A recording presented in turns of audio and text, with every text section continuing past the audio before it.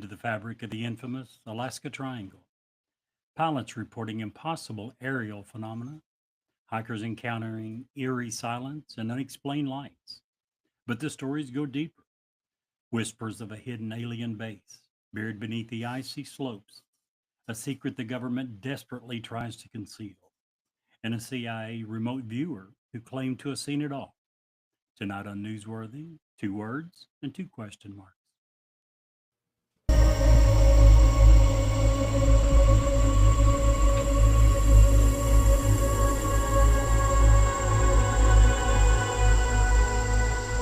He's alive! Have you checked the children? Get out!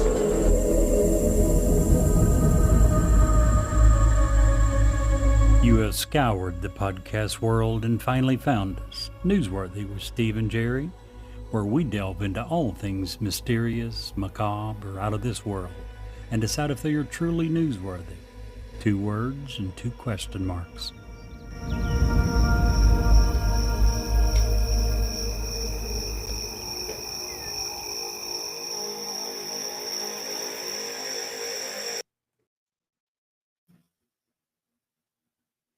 Hi, this is Ed Locke with USA Mortgage. Buying your first home can be overwhelming, but here are 5 tips to make the process go smoother. Number 1, find a lender, me, Ed Locke, that can answer any questions you might have and help you get pre-approved. There are multiple options available based on your situation. Number 2, work with a real estate agent you can trust. Number 3, don't rush the process. Take your time and know that the process could take some time. Number 4, consider all the costs. Number 5, get a home inspection and review it with your realtor. Keep these tips in mind, budget for yourself, and you'll be that much closer to making your dream of homeownership a reality. So reach out to me at 502-680-0953. NMLS ID 448908, DAS Acquisition Company, LLC, doing business as USA Mortgage, NMLS ID 227262. This is not a commitment to lend. Additional terms and conditions apply. USA Mortgage is an equal housing opportunity.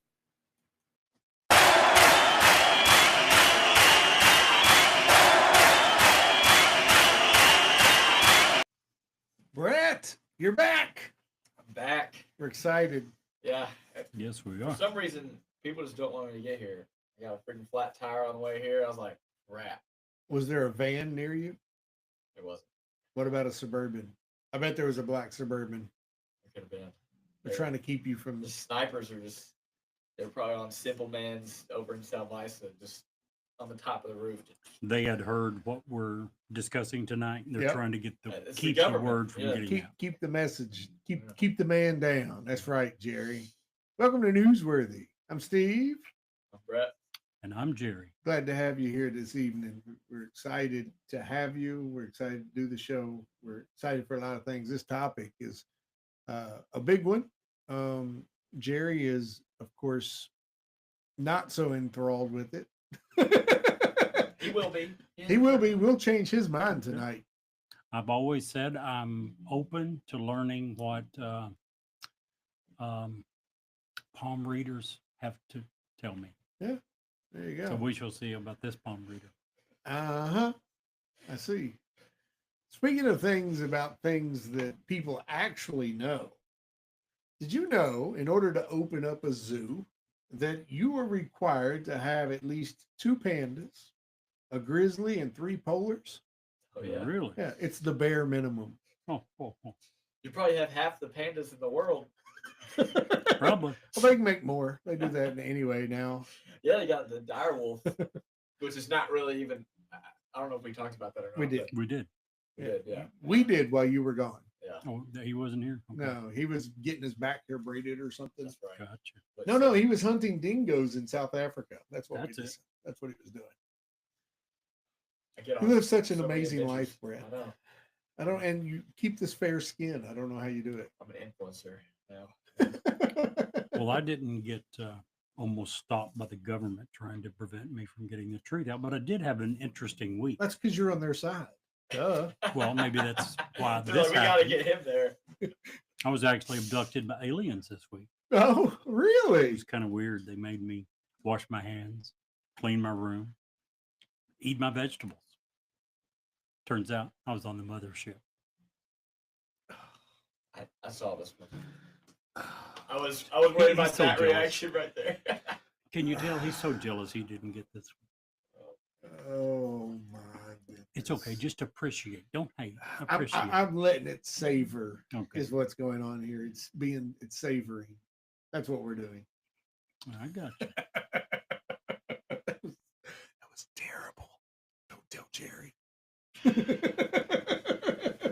got a story. So last Halloween, I went to a Halloween party. I wasn't wearing a costume, so they wouldn't let me in. So Really? I put my wife on my shoulders and tried again. The bouncer said, "I told you, no costume, no entry." I replied, "Duh, I'm clearly a turtle." To which he asked, "Who's that on your back?" "That's Michelle." No.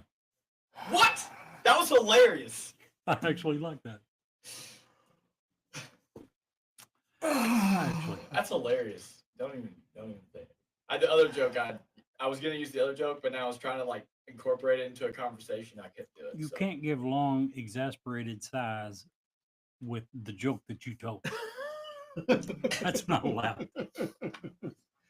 Oh, fellas, those are bad. That was a great joke. Michelle, that was terrible. That wasn't terrible. That was a good one. How was your guys' week? Quite good, That's good. other than the brief alien abduction. Yeah. Were you probed? No. Oh, are you sure? Yes. Okay. You never know. I'm Really? convinced my middle son was abducted, and they You've told this story a couple Yeah. times. We should have him on Encounters one time. yeah, right. The problem is he doesn't remember anything. Right. He Well, just I mean, woke up and had a surgical cut on his butt. it was weird. That would be scary. It was Jump. so weird, and it was completely healed. It wasn't even like it was a fresh wound. It was just there. Them aliens are good. It was strange, strange indeed. I would say so. My other son, my oldest son, lives just outside of he lives in Arizona, just outside of Roswell, That's pretty cool. or not Roswell. I'm sorry, Area 51. You could probably drive for 2 or 3 hours and be there. It'd be cool to go visit him and just go to. If I ever go visit him, I'm absolutely doing all Yeah. the things. Yeah. That's happening. The Grand Driving by the Canyon down there, fence, is too. that one of the things? Well, yeah, That's all you 100%, can do. That'd be like our. I would take a Profile picture pictures there and for say, yeah, real. Hell yeah. yeah.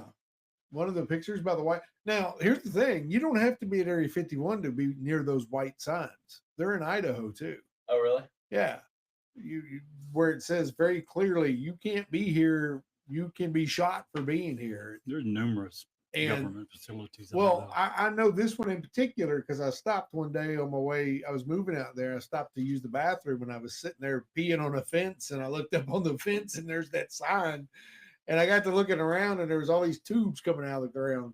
And I got to the next town or whatever, and I stopped and asked. And apparently, that is the strategic oil reserves of the United States. They protect that pretty well. You just feed on. Oh yeah, all over them. I mean, You were there's trying to aim for the poles. You were like, "Oh yeah, I can hit it." it was bad, dude. I was like, oops, I guess they got good pictures of me. Oh, that's hilarious. I hope they zoomed in a whole lot. They put it on the news. If you see this man, Watch your fences. that's hilarious. Oh gosh, it was so long ago. I don't even know if it's still there. I'm sure it's still there. I don't know if it's the same. I don't even. Back then, it was just literally you could walk 20 feet off the road and there's the little fences and there was hundreds of them, and they just had the fence around like the little things that come up out of the ground. That's all. It wasn't like a big huge fence. It was weird. That's pretty cool. Pretty But weird. then Idaho was beautiful. Oh, dude. I'd love to go out there, like Montana. Gorgeous area, just unbelievably gorgeous. It's almost like when you wake up and you look in the mirror. Now Jerry wouldn't know anything about this, but you would. Like you wake up, you look in the mirror, and you're like, wow. Yeah, it's almost like that, except maybe better. Think so? Well, yeah, Now, Jerry, you on the other hand may have my picture like somewhere in your room, and maybe you actually get to. He's another one. He It's close does. by. It's outside. Okay. Yeah. I keep it in the garden, trying to keep the scarecrows away. So it serves a purpose. Just saying, So rude. So But- rude. but honest. I guess. Jerry, what are we talking about tonight? Tonight we are discussing palm readers. I'm sorry, we're discussing Mount Hayes this evening. Mount Hayes, for those that aren't familiar, Mount Hayes is a huge mountain in the heart of Alaska. It reaches the summit of over 13,800 feet. It's one of the highest peaks in the eastern Alaska range. Often stays shrouded in clouds and snow. What's your chuckle for? Nothing. Got to be something. You don't want to share? Nope. The mountain is normally covered in glaciers, numerous significant glaciers, carving deep valleys and help to create the dramatic landscape. Tonight, we're going to discuss some of the notable formations and the sheer power of these slow-moving rivers of ice. Very rugged terrain. You can expect steep, jagged peaks, exposed rock faces, challenging terrain that's made it very formidable for mountaineers. That's part of the mystique of the mountain is it's so hard to access. There are no roads, no trails. If you plan on climbing it, you basically have to fly there. It's about the only way to get to it, Wow. which also means that it's really hard to access, obviously, By design. by design. That's Maybe. the way they want it, right? Absolutely. So said the fortune teller. Its sheer scale and often pristine white mantle against the Alaska wilderness creates a breathtaking and awe-inspiring sight. Now, we mentioned that it's in the heart of the Alaska mountain range and the Alaska Eastern Range. Its proximity is close to the headwaters of the Delta River, adds another layer to its geographical significance and also its role in the region's hydrology. Again, it's extremely hard to get to. It doesn't matter if you're trying to climb it, if you're trying to find the UFO base buried beneath it, if you're trying, for whatever reason that you want to go, it's extremely hard to get to. Early exploration and the legend of Bradford. Sorry.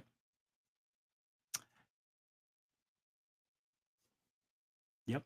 Messed up my notes here. Sorry about that. I was like, wait, what? Did you glitch? Technical I had- yeah, I did. Did you Very glitch? Jerry, are you frozen? I didn't glitch. My notes glitched. I had We a half are a- in a matrix. And Apparently so. they are trying to keep you, they're trying to hush the man. They are. I had a half of 3 sentences that, somehow made it into one sentence. So, yeah, we'll try to figure this part out. The unconquerable reputation. For a period, Mount Hayes had a reputation as a particularly challenging, even unconquerable peak, which added to its allure for ambitious climbers. Now, its remote location fosters a sense of untouched wilderness and a feeling of venturing into a truly primal landscape. In the vastness of Alaska, remote peaks like Mount Hayes can sometimes become the backdrop for local legends and unexplained phenomena, though perhaps less so than areas more associated with folklore. Ultimately, Mount Hayes embodies the spirit of Alaskan adventure, the challenge of the wilderness, and the enduring human desire to explore and conquer formidable natural barriers. That is Mount Hayes and the subject we're covering tonight. Yes, it is. Steve, you want to tell us why it's interesting? There is so many reasons why this is interesting. And not only we're gonna touch on a few tonight. Only a few? Only a few, but those few are gonna lead to future shows because some of these go so deep they have to warrant their own show. And let's just start with one of those, Project Stargate. So Project Stargate was founded, or I'm sorry, You got Another another glitch. We're in trouble. Wow, They're really trying to keep- what is wrong they're with my trying to keep brain this episode today? So quiet. Got my This makes tire all of us. blowing up. They tried to stop Brett before he got here. Me at the beginning, Steve at the beginning, wow, it's crazy. trying to keep the man down. So, well, this was just unfortunately my brain trying to figure out why that was wrong, but it wasn't wrong. It was actually right. So in 1977, that was the thing I was hung up on. I thought it was 57. It wasn't. It was 1977. The U.S. Army, in conjunction with the CIA, started a project called Project Stargate.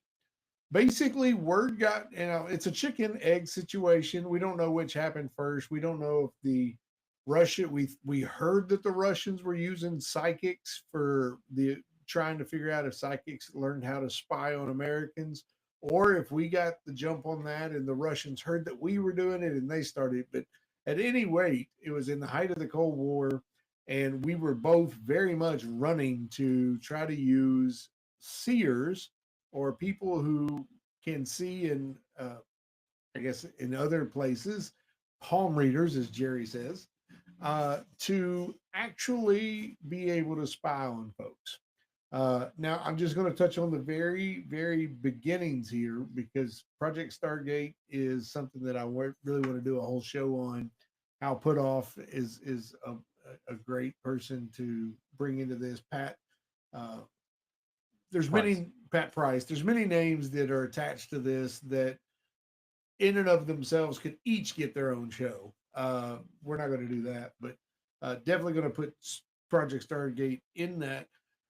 The main reason it's important for Mount Hayes, however, is because one of the things from Project Stargate that they did was they took what they would do is they put dudes in a room, or dudes, I say people in a room, and they would give them just coordinates. And those people would draw or pencil what they saw at the coordinates given. One of those, and what gave this program original credence was that, and we'll just touch on this a little bit. Pat Price actually, they gave him coordinates, and he started rambling off about pool cues. And I don't remember the numbers, Green 9 or whatever the numbers on the Project Green Cue Ball, whatever that was, for several of those. And they came into the office and they said, he's full of crap. That is the address to my cabin up in the woods.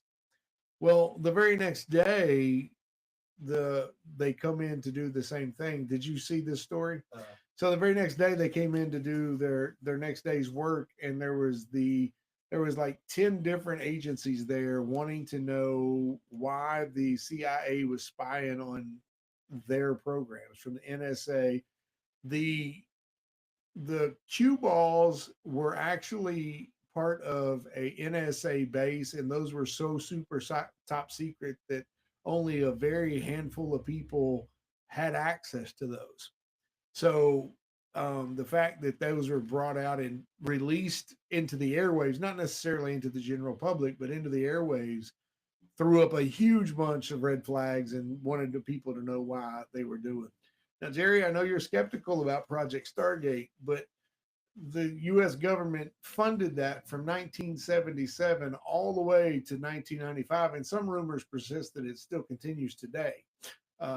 So that's a lot of money to throw at something that, according to the reason they shut it down, gave them no actionable intelligence. And the government doesn't waste money. Yeah, So. never, ever. Never.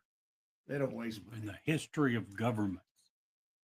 Anyway, so one of the things that they did, and one of the things that they saw in the writings in Project Stargate, was in a base that had been built in Mount Hayes.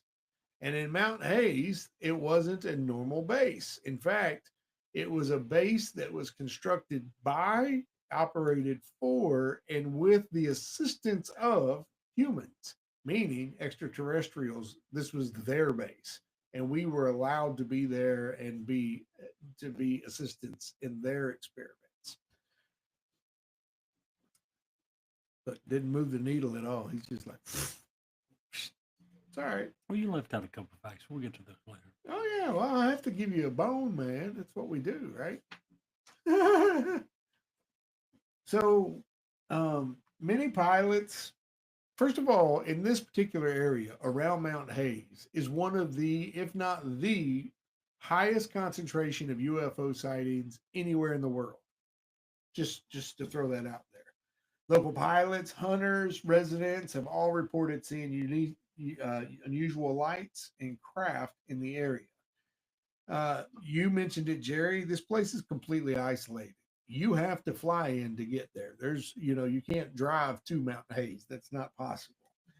It's not a couple of teenagers going out for No, a drunken drive. not even a little bit.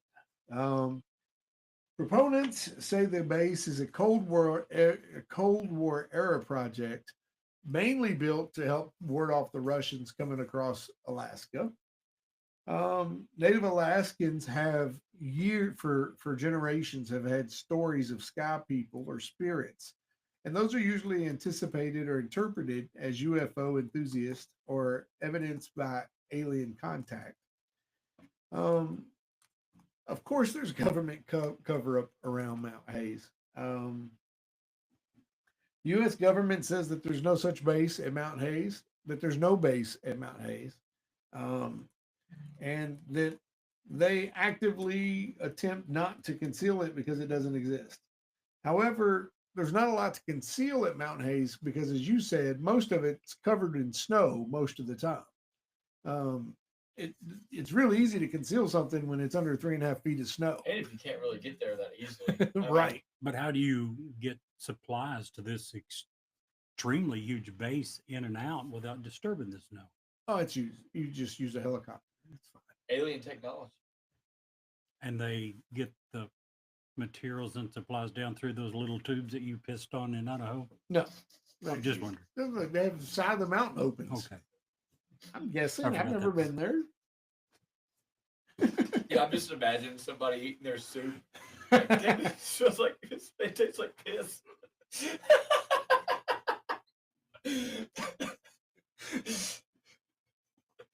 Oh, geez. So let's talk about some of the origins of some of these conspiracy theories. In 1986, there was a Japanese radar incident. Wildly cited but unverified claim involved a 1986 incident where a Japanese military radar allegedly detected a massive unidentified object described as 300 meters long near Mount Hayes. The object reportedly moved erratically before vanishing, with some accounts suggesting that it was internalized into the mountain. The story was popularized by many UFO researchers. Although it lacked proper documentation, it is often relayed secondhand as a true story. The story, the remote viewing experiments, as we talked about, now, the remote viewing has been called pseudoscience for a long time. However, lots of things are called pseudoscience before they become real science. Just want to throw that out there. Jerry's like, no, that's not right, but it's right. No, you're 100% correct. Kangaroos at one time were considered a conspiracy theory. They were before they considered were a proven cryptid. to Yes, be. Yeah, What? sure. Yeah. Before it was widely known that they existed. That's a true story. So were platypus. Just saying. They Look it exist. up. They do. The point is, there are many things that actually are. Well, True. I get that, but like, I guess maybe because you have to travel so far to Australia. I guess that makes sense.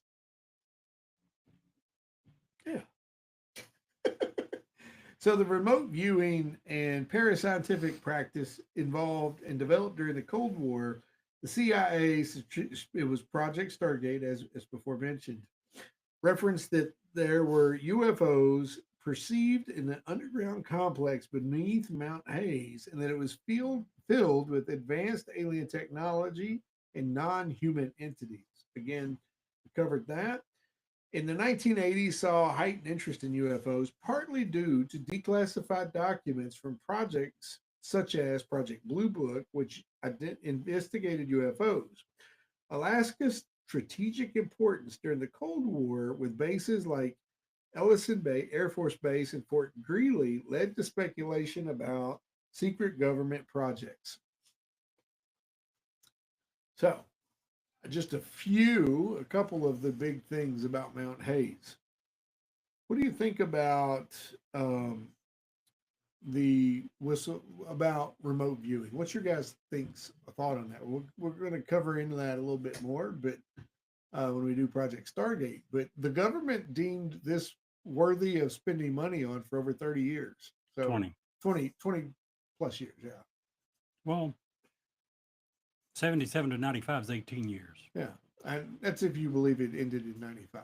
Well, first of all, there's zero evidence from anyone, and trust me, there is a ton of people that I like, and I know you do as well, physical hawks in Congress who would certainly be looking for this type of money.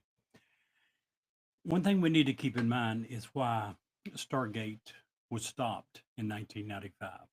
Did you happen to come across evidence of why the government ended the project? I didn't go into. I really didn't, because I was going to save that for when we do Project Stargate. But go ahead. There was an independent review that was commissioned by the Defense Department.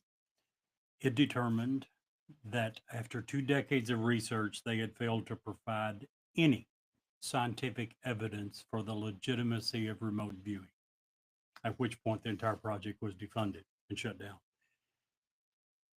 20 years, and you can't prove anything. You can't prove, they couldn't prove that they were right over 50% of the time.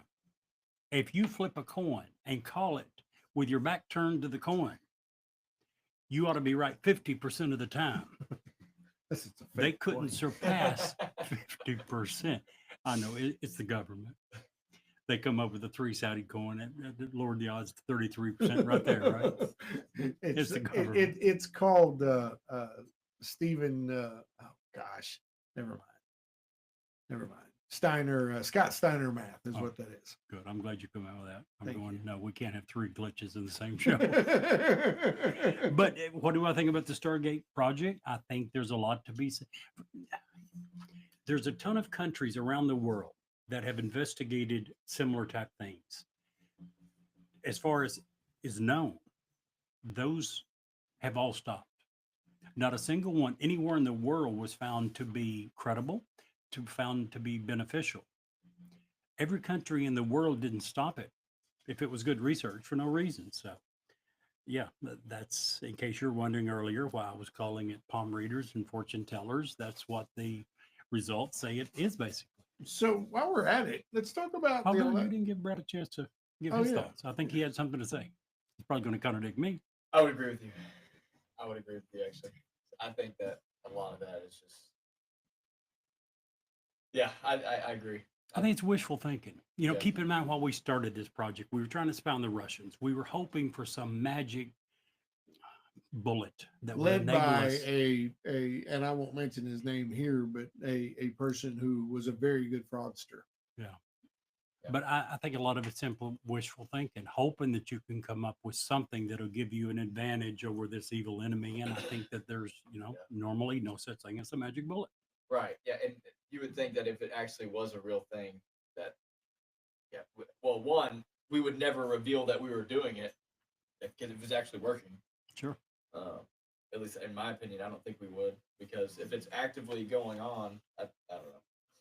Like if we have someone who's like, oh yeah, the Russians are going to be here, or they're planning this, or and it's always like very vague. Like they can never give you anything like actually descriptive. And if it is descriptive, well, we can't prove that.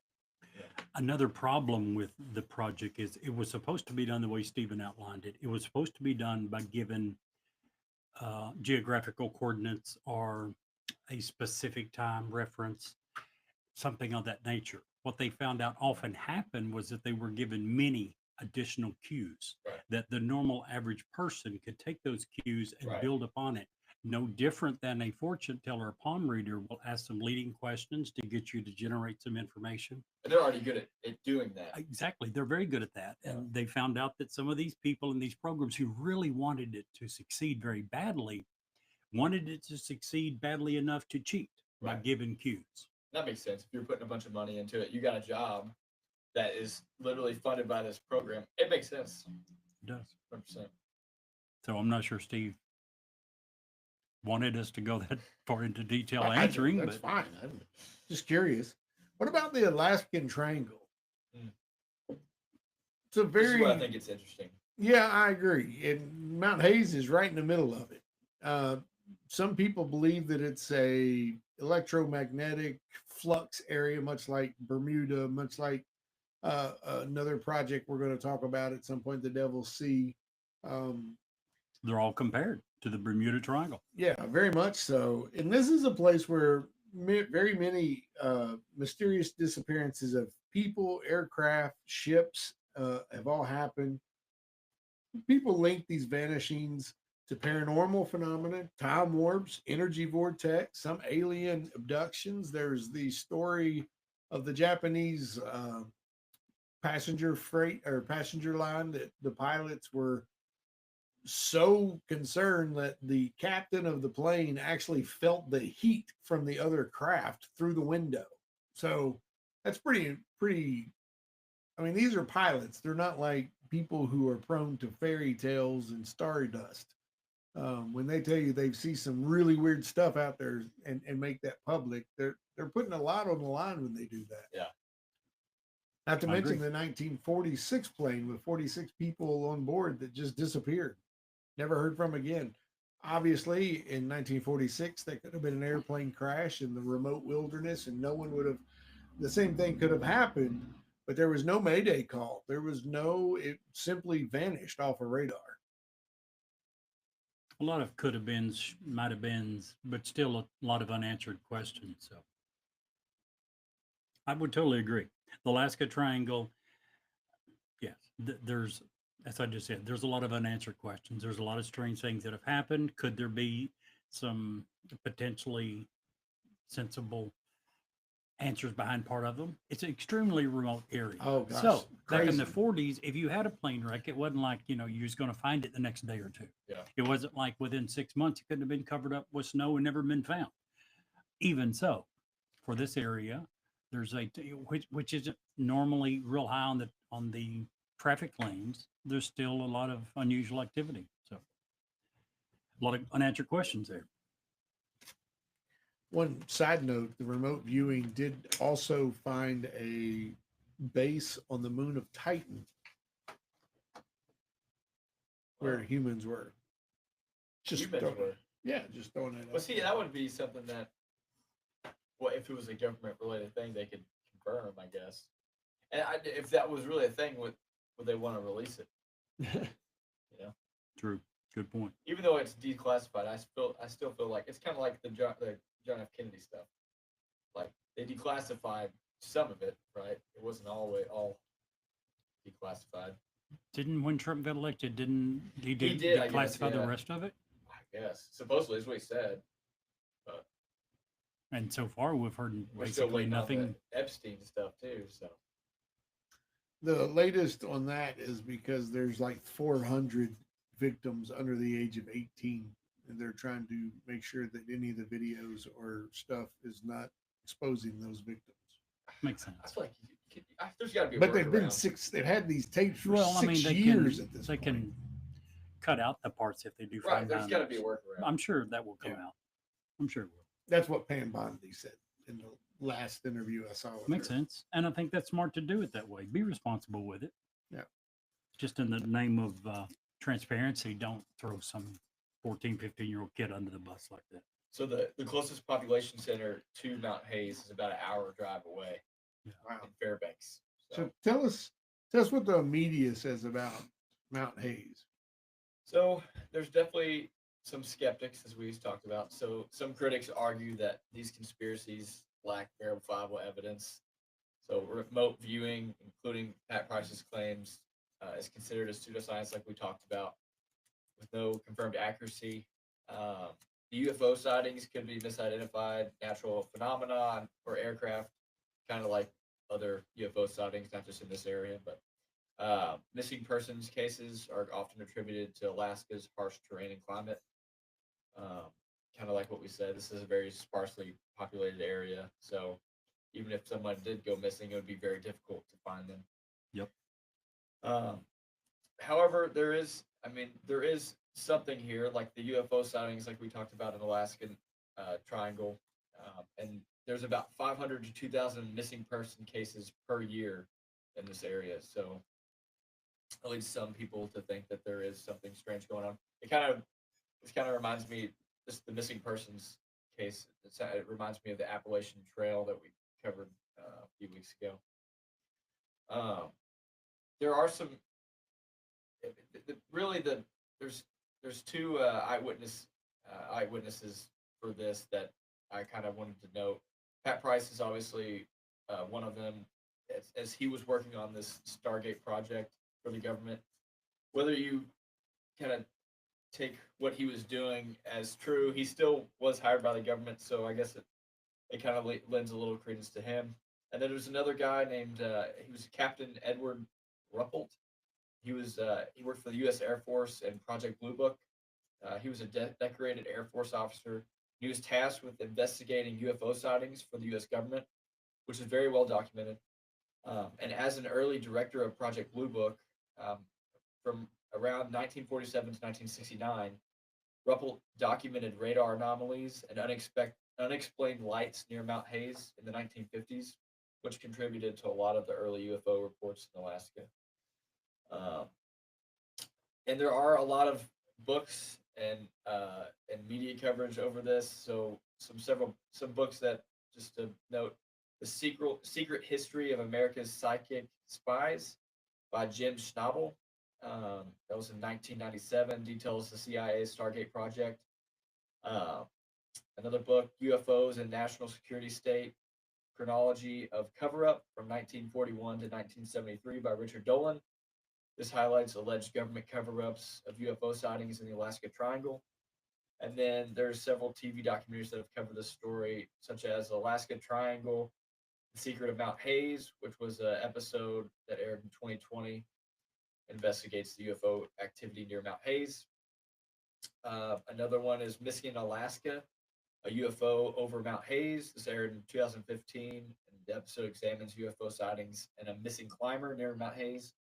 And then Ancient Aliens. They've also done an episode, season 14, episode 15 in 2019, covering this topic. There's also a podcast called The Alaska Triangle. I've not checked it out, but sounds like they're strictly dedicated to this area. So, yeah, it's definitely covered quite a bit. So what do you think, Jerry? Thumbs up, thumbs down, more information for Mount Hayes. Well, I don't want to rate Mount Hayes by itself, because if I did, I would have to say thumbs down. But the Alaska Triangle, thumbs up. Perfect. I would agree with that statement wholeheartedly. And I can't wait till we get into Project Stargate a little bit more. It's going to be a fun topic. I think we kind of all know where everybody's going to land on that, but it's still going to be fun to talk about. Is there an alien base in Mount Hayes? Can't think of a better place other than at the bottom of the ocean for one. But I don't know. So I'm with you. If we're talking about the Alaskan Triangle, thumbs up. I would 100% agree. And I just because I don't think that Pat Price is a reliable source doesn't mean I'm discounting the idea that there is something there. I'm just saying that I don't think that that's evidence enough to conclude that it is. So yeah, I agree. I would give it a thumbs up. Wow, look at there. 3 thumbs up. Impressive. That was an interesting episode, but our journey isn't over yet. If you stay tuned, we have an exciting bonus story coming up after this commercial break. Hi, this is Ed Locke with USA Mortgage. When it comes to buying a home, the process can be overwhelming and confusing. With so many options, it can be hard to know where to start. That's why it's important to work with a certified mortgage loan originator. I have the knowledge and expertise to guide you through the process and find the best mortgage option for you. I will work with you every step of the way to ensure that you are getting the best deal possible. So if you're looking to purchase or refinance, please reach out to me at 502-680-0953. So don't take on the stress of buying a home alone. Work with me and I will make your dream a reality. Trust the professionals and make your home buying experience a positive one. MLS ID 448908, DAS Acquisition Company, LLC, doing business as USA Mortgage, MLS ID 227262. This is not a commitment to lend. Additional terms and conditions apply. USA Mortgage is equal housing opportunity. If you would like to share suggestions for future episodes, an intriguing ghost story, or simply tell us how much you love or hate us, please get in touch with us. You can reach us via email at newsworthy@gmail.com or send us a text at area code 540-709-1318. And now, back to the story. As the story goes, a couple and their 2 children were hiking in Zion National Park in 1972. Young Becky wandered too close to the trail's edge and suddenly fell off a steep ledge. She dropped 30 feet before a tree branch caught hold of her overalls. Becky hung by the branch, suspended high in the air. Her parents and older brothers simply could not reach her. Becky's brother began singing a hymn, beginning with the words, "Come to Zion, Zion's wall shall sing with praise." Shortly after he began singing, an angelic woman appeared next to Becky, lifted her from the tree branch, and then soared 30 feet back up to Becky's family, placing her safely in the loving arms of her parents and brother. When asked, the angelic figure told the family her name was Margaret, and then she disappeared.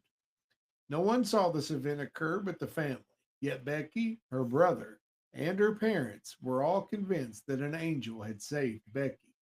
Ever since the event took place, other visitors to Zion have reported sightings of the angel Margaret. They spotted her keeping a watchful eye on all who come to explore Zion National Park in Utah.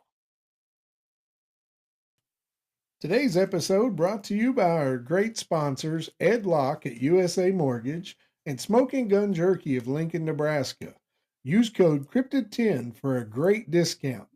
And Jerry, if you can't see the light, Be the light.